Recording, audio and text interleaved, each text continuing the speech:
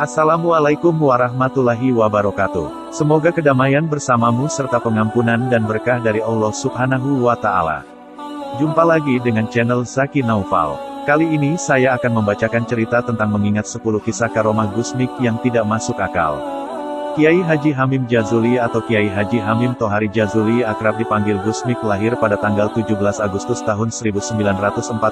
Beliau adalah putra Kiai Haji Jazuli Usman, seorang ulama sufi dan ahli tarikat pendiri Ponpes Al-Falah Mojo Kediri. Gusmik merupakan salah satu tokoh Nahdlatul Ulama NU dan pejuang Islam yang masyhur di tanah Jawa.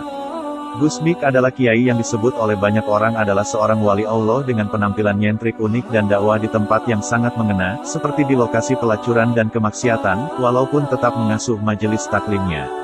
Dari seiring waktu kehidupan beliau, banyak terdapat cerita tentang kisah kekaromahan beliau, berikut adalah 10 poin di antaranya. 1. Saat Gusmik di Ploso, ada seorang santri yang sering mengikuti Gusmik. Beliau tidak sholat karena menurutnya dia meniru Gusmik yang tidak sholat.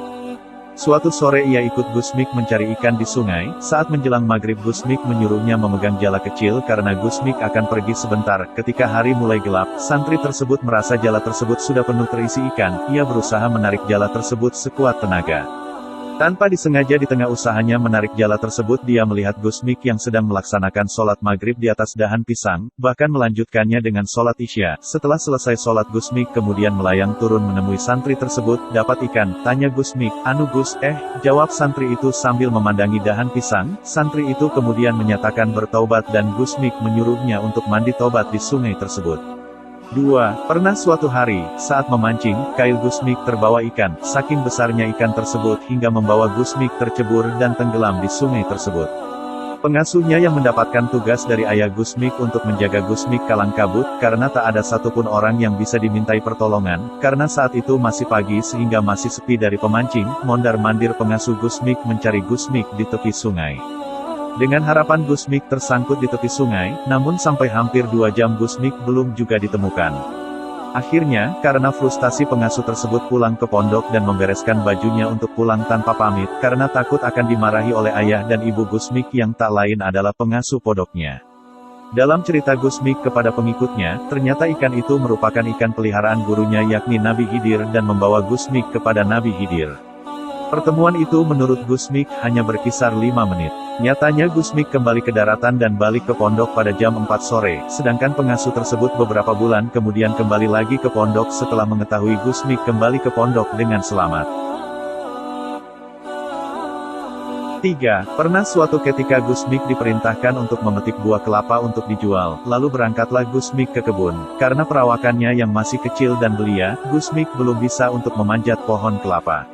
Akhirnya Gusmik terbang bagaikan burung dari satu pohon ke pohon lainnya memetik kelapa, sampai selesai tanpa menyentuh tanah.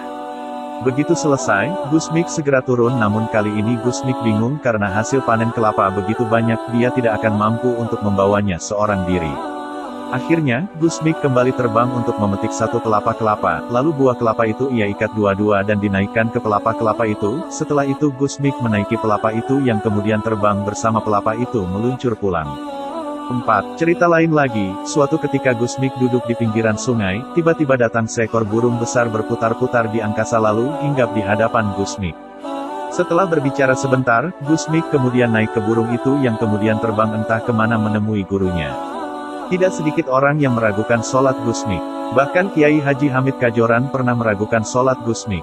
Saat Kiai Haji Hamid Kajoran berziarah ke makam Sunan Ampel, setelah terlebih dahulu berwudu lantas menengadahkan tangannya, pada saat itulah Kiai Haji Hamid Kajoran melihat Gusmik yang sedang melaksanakan sholat di atas dahan pisang. Sejak saat itulah Kiai Haji Hamid tidak berani berburuk sangka pada Gusmik. 5. Pernah sekali Gusmik bermain di tepi sungai Berantas dan menonton orang yang sedang memancing. Pada saat banjir besar Gusmik tak disangka tergelincir ke sungai dan hilang tertelan gulungan pusaran air. Sampai beberapa jam, santri yang ditugaskan ayah Gusmik menjaga Gusmik mencari di sepanjang pinggiran sungai, dengan harapan Gusmik tersangkut atau bisa berenang ke daratan, tetapi malah Gusmik muncul dari tengah-tengah sungai, berdiri dengan air hanya sebatas mata kaki. Karena saat itu Gusmik tengah berdiri di atas punggung ikan yang sangat besar, yang menurut Gusmik itu merupakan ikan peliharaan gurunya, yakni Nabi Khidir, subhanallah. 6. Gusmik yang kala itu berumur 9 tahun, semakin tampak penuh dengan keajaiban. Ada peristiwa yang diketahui halayak ramai yakni berkaitan dengan wafatnya Kiai Haji Romli, Peterongan, Jombang. Seorang mursyid Thariqat Qadariyah dan dikenal luas sebagai ulama besar. Hari itu datang utusan keluarga Kiai Haji Romli dari Peterongan kepada Kiai Haji Jazuli di Ploso untuk menyampaikan kabar wafatnya Kiai Haji Romli. Kiai Haji Jazuli beserta keluarga bersiap-siap berangkat untuk melayat ke Peterongan. Sedangkan Gusmik kala itu sedang bermain di halaman, ada sebagian cerita menyatakan Gusmik enak-enakan tidur di kamar. "Mik, semua mau takziah ke Kiai Haji Romli Peterongan, kamu ikut tidak?" tanya Kiai Haji Jazuli. "Males bah," jawab Gusmik sambil terus bermain-main. Akhirnya seluruh keluarga berangkat menuju Peterongan kecuali Gusmik yang sibuk bermain. Begitu tiba di Peterongan, disambut oleh Nyai Romli. "Alhamdulillah Kiai bisa datang," kata Nyai Romli. "Nyuwun sewu, amik panggilan Gusmik tidak ikut, tadi diajak tidak mau." "Lah, Gusmik sudah seminggu di sini menunggu Kiai Haji Romli sampai meninggal," jawab Nyai Romli. "Itu sedang bermain di halaman," tambah Nyai Romli. Setelah merasa cukup, Kiai Haji Jazuli kemudian berpamitan dengan penuh rasa penasaran terhadap putranya. Sesampainya di pelosok, Kiai Haji Jazuli memanggil Juwirin, santri yang ditugasi untuk menjaga Gusmik. "Selama aku pergi ke Peterongan, amik pergi kemana saja?" tanya Kiai Haji Jazuli. "Gusmik tidak kemana-mana. Sejak Kiai pergi sampai sekarang Gusmik masih tidur di kamar," jawab Juwairin. "Kamu jujur saja, tidak perlu berbohong untuk membela amik," kata Kiai Haji Jazuli belum percaya. "Benar Kiai, saya tidak bohong," jawab Juwairin. "Yang manakah yang benar, Gusmik yang sudah seminggu nungguin Kiai Haji Romli atau yang sedang di rumah lagi tidur? Wallahu alam."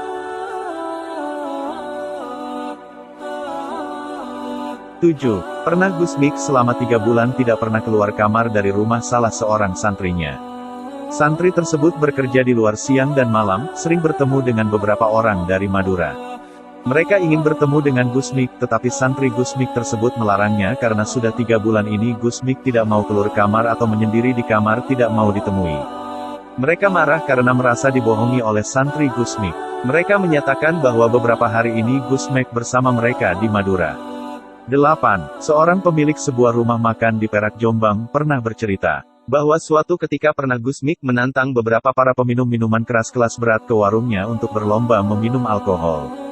Gusmik minta disediakan beberapa kerat minuman alkohol. Mereka kemudian minum termasuk Gusmik dan terus minum sampai menghabiskan banyak botol. Sampai para peminum kelas berat telah mabuk dan menyerah. Gusmik masih dengan santainya menikmati botol minumannya. Setelah Gusmik dan para peminum pergi, pemilik warung itu memberesi botol-botol yang berserakan di meja para peminum. Kebetulan pemilik warung itu menemukan botol minuman Gusmik yang masih ada isinya. Karena penasaran, pemilik warung itu mencicipinya. Ternyata, minuman itu telah rasa menjadi seperti air putih. 9. Gusmik juga terkenal bisa mengubah benda menjadi obat. Pernah suatu kali ada seorang yang tergopoh-gopoh ingin menyeberangi sungai untuk mencarikan obat istrinya yang sedang mengerang-erang sakit perut. Gusmik yang kala itu berada di perahu, mencegah orang itu untuk menyeberang sungai. Lantas Gusmik kemudian mengambil lumpur sungai dan membentuknya menjadi butiran kecil sebesar jagung. Tanah itu lantas Gusmik berikan pada orang tersebut agar diminum istrinya yang sakit perut. Gusmik berpesan, "Bila sudah minum ini masih sakit, cepat temuilah saya dan marahilah saya. Saya akan tetap di sini." Maklum orang bingung, dalam keadaan terdesak karena sakit istrinya. Lantas orang tersebut pulang, tapi tak kembali lagi. Gusmik juga pernah menjual butiran tanah liat yang dibentuk seperti obat di pasar, yang pasti bismillah. Berbicara soal karomah dari seorang Gusmik memang tak ada habisnya. Mungkin, masih banyak cerita nyeleneh yang disebut karomah pernah Gusmik lakukan. Membaca cerita dari ulama, tanpa disadari akan membuat kita menjadi termotivasi untuk menjadi lebih baik lagi, yang tentunya berasal dari Allah. Bahkan seorang Imam Abu Hanifah pernah berkata kalau beliau lebih senang membaca sejarah ulama, daripada mempelajari fikih. 10. Pernah suatu ketika Gusmik yang baru bisa merangkak dibawa ibunya ke kebun untuk mengumpulkan kayu bakar. Tanpa diduga muncul seekor harimau dari semak-semak. Ibu Gusmik yang mengetahui hal itu langsung lari hingga lupa untuk membawa Gusmik bersamanya. Begitu sadar betapa terkejutnya sang ibu karena telah meninggalkan Gusmik. Ibu Gusmik lalu kembali dengan harapan harimau tadi tidak menemukan Gusmik. Sang ibu akhirnya menemukan Gusmik yang di depannya berdiri harimau yang sedang menjilati kukunya seolah menjaga Gusmik. Subhanallah.